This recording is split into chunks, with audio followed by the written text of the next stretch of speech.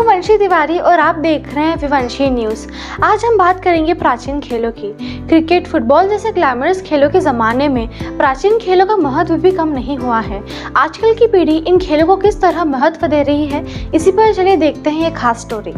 उच्च शिक्षा हासिल कर डॉक्टर, सॉफ्टवेयर इंजीनियर जैसी नौकरी हासिल करने का लक्ष्य रखने वाली आज की पीढ़ी अगर खेलों में भविष्य बनाने के बारे में सोचे तो भी क्रिकेट, फुटबॉल, हॉकी जैसे ग्लैमरस खेलों की दौड़ लगाती है, क्योंकि इन खेलों में काफ़ी पैसा है। वहीं प्राचीन खेलों की बात की जाए, चाहे वो खो खो हो, कबड्डी या मलखम्ब, इन खेलों में आज की पीढ़ी ज़्यादातर उतनी रुचि नहीं दिखाती और बहुत से लोगों को इनके बारे में पता भी नहीं है। लेकिन एक संस्था ऐसी भी है जो इन प्राचीन खेलों के प्रति पिछले कई सालों से न सिर्फ जागरूकता फैला रही है, बल्कि इन खेलों को निःशुल्क प्रशिक्षण दे भी रही है।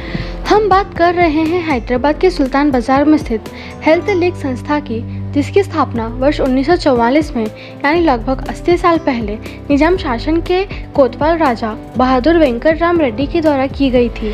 ये संस्था पारंपरिक खेलों को बढ़ावा देने के साथ प्रतिभावान खिलाड़ियों को प्रोत्साहन भी देती है, जिसकी वजह से युवा पीढ़ी पिछले कुछ सालों से लगातार अपने पारंपरिक खेलों से जुड़ रही है।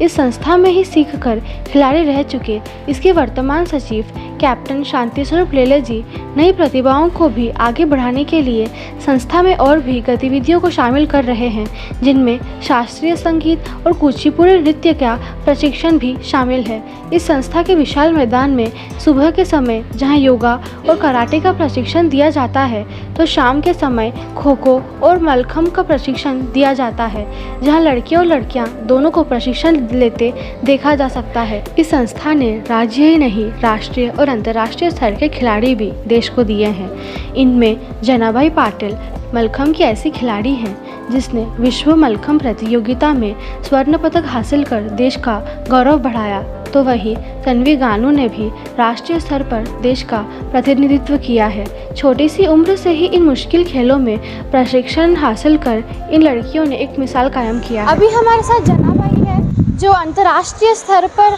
मलखम्ब खेल चुकी है और इंडिया के लिए गोल्ड मेडल भी जीत चुकी है। तो आइए उनसे बात करते हैं। आप हमें ये बताइए कि आपको ये खेलने का विचार कब आया और क्यों आया? जब मैं 6th क्लास में थी तो मेरे टीचर थे, उन्होंने मेरे को ये गेम के बारे में बताया, तो मैं तब से ही आ रही हूँ। वो मेरे को अच्छा लगा, जैसे जैसे करते गई वैसे वैसे मेरा इनकरेजमेंट बढ़ते गया, तो वो हिसाब से मैं यहाँ आई। और हमारे कोच दिलीप सर, उन्होंने अच्छे से सपोर्ट किया कि मुझे ये गेम के बारे में पूरा सिखाया। फिर मैंने सीख के वो हिसाब से मैं अच्छे से परफॉर्म कर पाई। आपने ये गोल्ड मेडल कब जीता और जब आपने ये गोल्ड मेडल जीता तो आपको कैसे लगा इंडिया के लिए जब आपने ये जीता? फर्स्ट ऑफ ऑल तो वो इंडिया के लिए रिप्रेजेंट करना ही बहुत बड़ी बात थी। जब मैं वर्ल्ड कप में फर्स्ट मलखम्ब वर्ल्ड चैम्पियनशिप में मैं पार्टिसिपेट करी, तब 2019 फरवरी में मैं पार्टिसिपेट करी, और मेरा वो एक्साइटमेंट बोल नहीं सकती कि मैं प्राउड फील कर रही कि इंडिया के लिए मैं रिप्रेजेंट करी बोल के। आपके लिए कितना मुश्किल रहा ये ट्रेनिंग लेना और इससे जीतना वर्ल्ड लेवल पे? एक तो ट्रेनिंग तो मुश्किल तो रहेगी हर बात पे, और जब मैं मॉर्निंग इवनिंग प्रैक्टिस करके थोड़ा बहुत स्ट्रगल था, पर वो स्ट्रगल करके जो हासिल में एक सक्सेस मिली वो बहुत बड़ी थी। उसके लिए मैंने जितना हो सकता उतना कोशिश किया है, वो हिसाब से मुझे गोल्ड मेडल मिला, वही बहुत सौभाग्य की बात है। आगे और खेलने का इरादा है, और अगर ऐसे ही हुआ तो मैं आगे कोचिंग भी स्टार्ट कर सकती हूँ। तो मुझे कोचिंग करके मुझे और अच्छा, जो मेरे सर ने मुझे सिखाया वही मैं दूसरे बच्चों को सिखा के डेवलप करें, तो वो मेरे लिए खुशकिस्मती है कि शिक्षा में और किसी को दे सकूँ बोल के। मेरा नाम तन्वी गानू है और मैं जब क्लास 7th में थी तब मैंने ये गेम स्टार्ट किया। मुझे शांति स्वरूप लेले सर ने ये गेम रेकमेंड किया था, क्योंकि और मेरे कोच दिलीप गवाने सर और गोपाल सर है।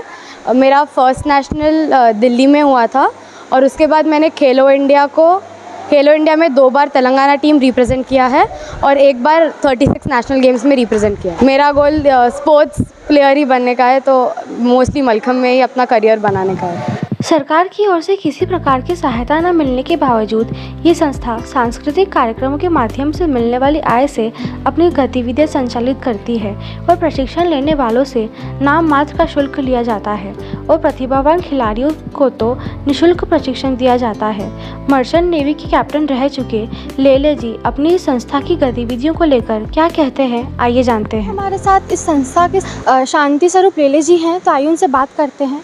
आप हमें ये बताइए कि आपने ये कब शुरुआत की और क्यों की, इसके पीछे का इरादा क्या था आपका? नहीं, संस्था तो ये करीब 79 ईयर्स ओल्ड है। 1944 में ये फॉर्म हुई थी संस्था, तो अगले साल करीब 80 साल हो जाएंगे। और हमेशा प्रोमिनेंस हमारा रहा कि इंडियन गेम्स को ज़्यादा प्रमोट करें, प्रोत्साहन दें। तो इसीलिए आपने देखा होगा कबड्डी भी है यहाँ पे, तो कबड्डी, खो खो, मलखाम और अभी और 3-4 गेम्स हमने ऐड किए हैं। एक नया state of the art gymnasium भी है अभी, जो पहले पुराना जिम्नाशियम था विद ओल्ड इक्विपमेंट्स, लेकिन now it's state of the art equipment we have in our gymnasium. Then we have karate, we have table tennis, और उसके साथ साथ अभी हिंदुस्तानी क्लासिकल म्यूज़िक वोकल उसकी भी ट्रेनिंग देते हैं हम, और कुचिपुड़ी की भी। So it's a very diverse field. तो apart from sports, cultural activities है, सोशल एक्टिविटीज़ है, और फिलैंथ्रोपिक एक्टिविटीज़ है जो हमने कोविड के टाइम्स में भी की थी।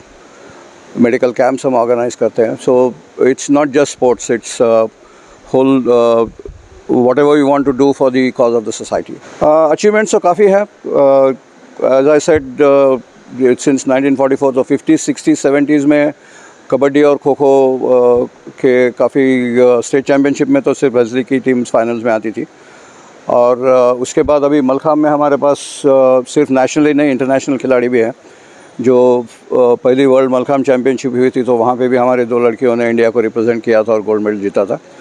और खो खो में भी अभी रिसेंटली एक इंटर डिस्ट्रिक्ट टूर्नामेंट हुई, जहाँ हैदराबाद डिस्ट्रिक्ट की टीम ने फाइनल जीता था, और उस टीम में भी 9 में से 8 खिलाड़ी हेल्थ लीग के थे।